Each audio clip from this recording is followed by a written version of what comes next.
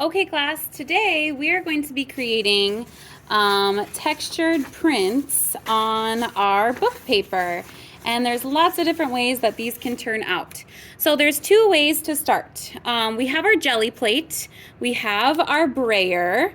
Those will be yours to use for the class, and then you'll be sharing stencils and sharing paints. And then you have your 3 pieces of paper with your name on the top. And so we're going to print on the opposite side. So I'm going to kind of put those there. First thing is remember that this is very sensitive, so we don't want to poke it, we don't want to pick it up and be rough with it. Just leave that and be very careful. The first way is to put paint right on the Gelli plate for a solid color. So maybe I want to start with a solid blue. So I'm going to put just a dot. I only want to have about the size of my pinky finger, so I can tell that already was a little bit too much. I want to avoid big goops of paint falling off the Gelli plate because that can lead to a big mess and it doesn't make your prints turn out very nice. So I'm using the brayer up and down, side to side, and I don't have to push very hard. If I want to use that blue color again, I'm just going to put it down there. And then, if maybe I want this solid blue background. So I'm going to pick up my paper and make sure I can see my name, so I print on this side. So I'm going to lay this down over the paint, and I'm going to press firmly on the 4 corners, edges, and the middle, and peel it up. I put my finger right here and peel. And there I have a nice solid blue that would be great for a background. I'm just going to kind of keep my papers up here or maybe on top of my tray if I'm working with people close to me. The second way is to put the paint right on the plate and then lay a stencil down after. So I still have some blue I can put down on the Gelli plate. And then I can lay the stencil down after. So maybe I take these trees and lay that one down. And I'm going to go ahead and do my next print. So I put my paper right on top of the stencil, pressing down on the top, sides, bottom, and the middle. Make sure to not move the paper once you put it down so you don't get a double image. Peel the paper off. Wow, that looks awesome. I'll put that to the side. And then I peel off the stencil. And what I'm going to do is always just kind of put that back in the basket. Please make sure to share with your neighbors. So we're sharing the paint, we're sharing the stencils using kindness. And I can see there's a little blue left on there. So I'm actually going to even use this on my 3rd piece of paper. I'm going to lay that down, side, top, side, bottom, and middle. And go ahead and pull that up. Now that's not a great image compared to the other 2, but it's a great layer. So I've got those there and I'm ready to kind of start my next layer. So maybe I want to move on to like a geometric plate or stencil design. I've got some cool ones in here. So I'm going to put this one down. And then I might want to roll off the blue from the brayer. And I do that right here. And that's another reason you don't want too much paint. If you use too much paint, this becomes really wet and you can't actually clean the brayer in this spot. So I used kind of a blue-green color, so I could go totally to the other direction for high contrast. I could use colors next to it on the wheel for some analogous colors, or maybe a triad, either that yellow-orange or red-violet.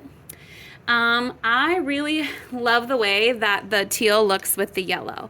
So the second way is to put the stencil down first, then the paint. Okay, so the stencil's on the Gelli plate, then the paint, only about a fingernail's amount on our pinky. And then I'm gonna let that on, I'm gonna roll that on to the stencil.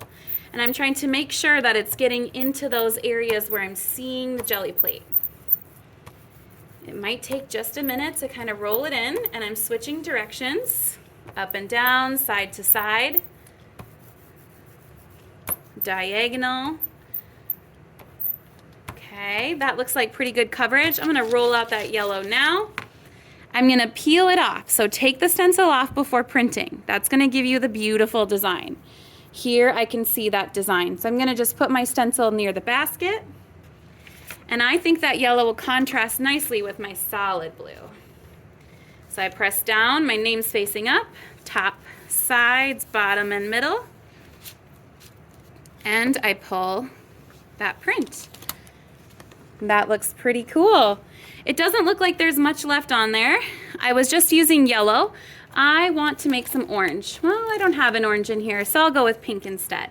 And I really like what happens when I put the stencil down first. And I think I'm gonna switch stencils. Nope, I'm gonna go with that one again. It might mix a little bit with the yellow. That's kind of still wet on there. Just a little bit of paint and roll it out with your brayer. The idea is to think about these three things as a series, so kind of like a group of artworks that go together. So I'm making sure not to just work on one and forget about the others. So I pull the stencil off, and I'm gonna layer this one that I didn't like so much. Once you kind of get a nice background layer, maybe you think of something high contrast to go in front to create a focal point. Again, that added the nice kind of texture.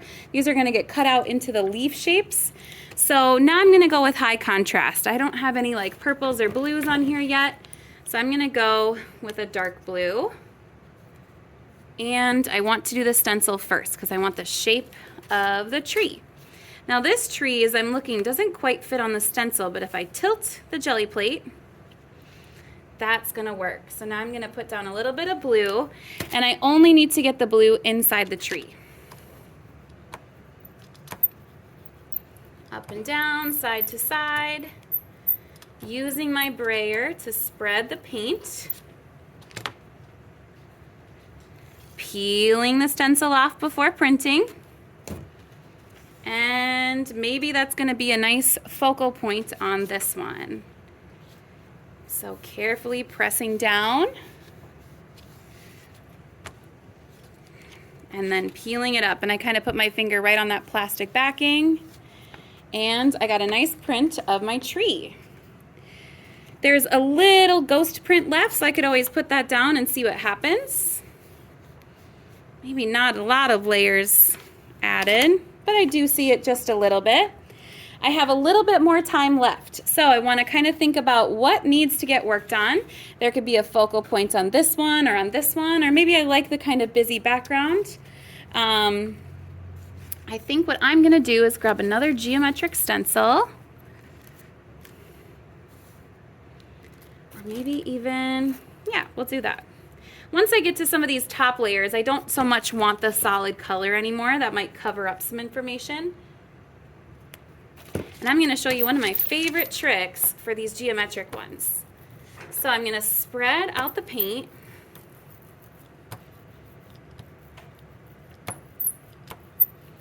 Don't forget to peel the stencil off. Just put it somewhere so it's out of the way, maybe back into that basket. And then I want to add a little more texture like to this one here. So I see that this part doesn't have any printing, so I could lay down just part of the print.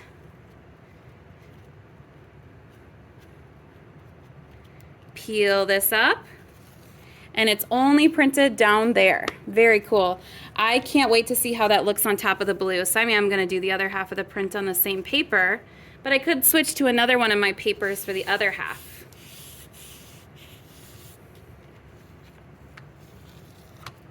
Wow, I love those analogous colors together and the way the colors layer. So it is time for me to stop and clean up. I've made sure to kind of follow the directions. The stencils need to go back into the blue bin. The paints need to go back into the bag, and please make sure the lids are closed. And the other thing I could really use your help with cleanup is wiping the brayer dry. So I'm gonna go up and down just like I have been,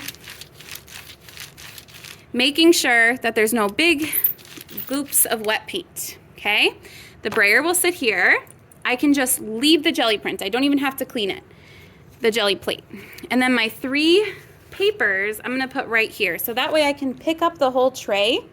And when I go to clean up, I'm gonna drop my brayer off in the sink.